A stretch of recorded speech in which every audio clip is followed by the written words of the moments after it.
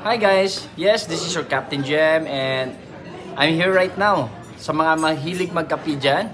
Okay, di ba ang sarap magkape, lalo-lalo na sobrang init ng kape mo and then ang paligid mo naman sobrang ginaw. Pero tingnan mo, what if nagkakape ka na sobrang init ng paligid tapos ang init-init ng kape? Di ba parang iba yung feeling, hindi mo siya masyadong ma-appreciate. Pero pag ganito ba naman, di ba sa labas nag-snow, and then nagkakape ka ngayon.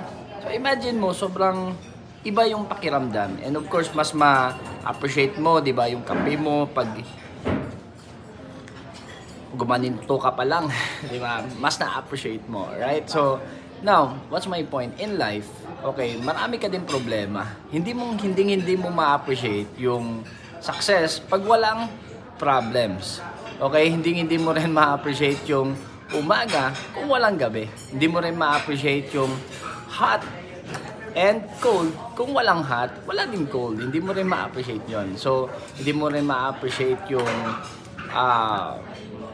mga pangit, okay? Or magaganda kung walang pangit, okay? So, in short, it is always a law of polarity.